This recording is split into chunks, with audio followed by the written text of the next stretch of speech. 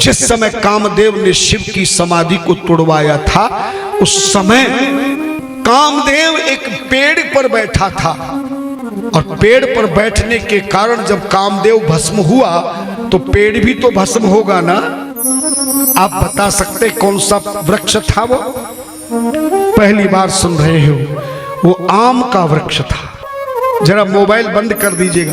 हाँ, क्योंकि हमारी कथा में पीछे दो दो पहलवान खड़े हैं, जो कान पे मोबाइल लगाता तो छीन के कथा में चढ़ा देते हैं, और कथा में चढ़ी हुई चीज फिर वापस नहीं मिलेगी, ये ध्यान रखना। इसलिए मोबाइल का लाल बटन थोड़ी देर दबा दीजिएगा, ये तो जिंदगी में आते रहेंगे। इसी ने सब गड़बड़ कर दिया है सबका। आज सुबह से शाम सब इसी के चक्कर में लगे हैं। मन बेकार होता है, दिमाग बेकार होता है, हर समय मोबाइल पर ही ध्यान बारंबार होता है। ध्यान देना। सोची महाराज कहते हैं, आम के वृक्ष पर कामदेव बैठा था। जब शिवजी ने तीसरे नेत्र से जलाया तो वो पेड़ भी जल के भस्म हो गया। किसका पेड़ था अब तो बता दो जोर से? आम का। बोला करो। आम का। हाँ। तब रति ने कहा, मेरा पति मरा, भस्म हुआ, तुमने 3 वरदान दिए, पर ये आम का पेड़ जो भस्म हुआ इसको भी तो वरदान दो। उसको भी 3 वरदान दिए। बोले दुनिया में लाखों पेड़ होंगे, वृक्ष होंगे, पौधे होंगे, पर सबका राजा अगर कोई वृक्ष होगा तो कौन सा वृक्ष होगा? जोर से। आम का। फल दुनिया में लाखों प्रकार के होंगे, पर फलों का कोई राजा होगा तो कौन होगा? आम। बोलो ना।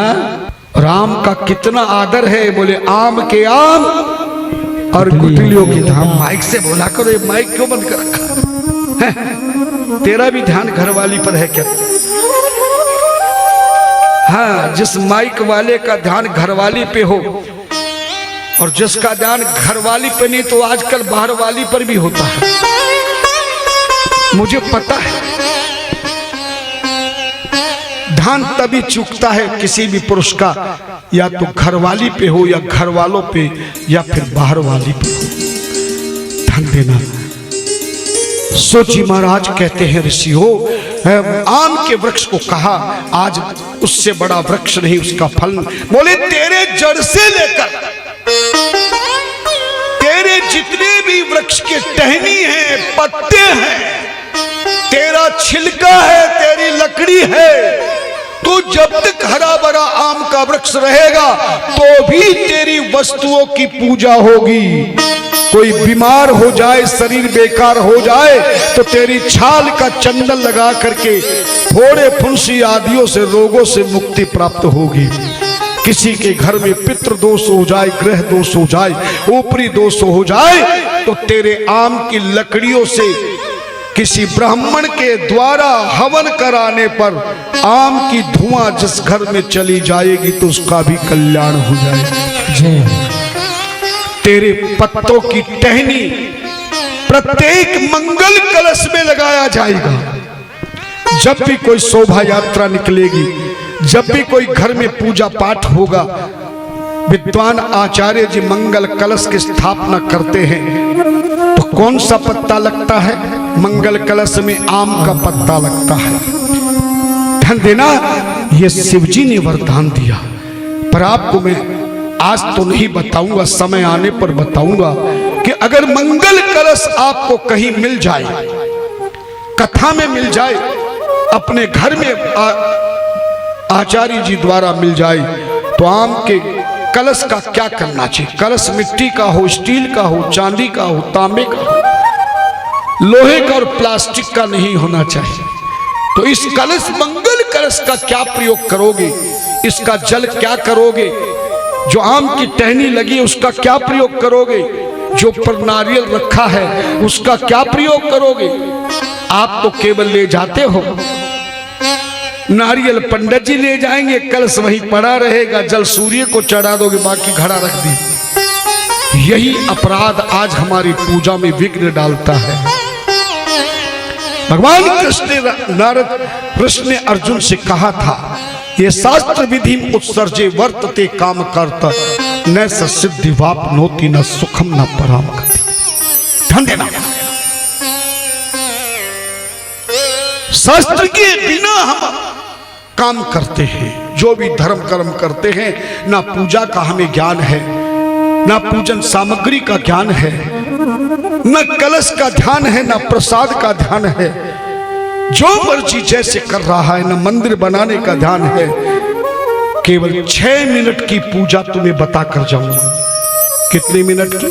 6 मिनट। जोर से बोलो। 6 मिनट। केवल रोजाना 6 मिनट की पूजा कर लेना। और जितने लाइव टेलीकास्ट में सुन रहे वो भी ध्यान से सुन लेना। 6 मिनट की पूजा जब मैं बताऊं तो ध्यान से सुनना। और रोजाना 6 मिनट की पूजा तुम रोज करके देखना। तुम्हारी मूर्ति और तस्वीर में से आपके ठाकुर जी, आपके इष्टदेव निकल कर खड़े हो जाएंगे। बोले मांग क्या मांगना चाहिए। कितने लोग ऐसी पूजा चाहते कि 6 मिनट में ठाकुर जी के दर्शन हो जाए। और मैं ऐसे नहीं कह रहा हूं, प्रमाणिक चीज दे रहा हूं। हारि व्यापक सर्वत्र समाना, प्रेम ते प्रगति होई मैं जाना।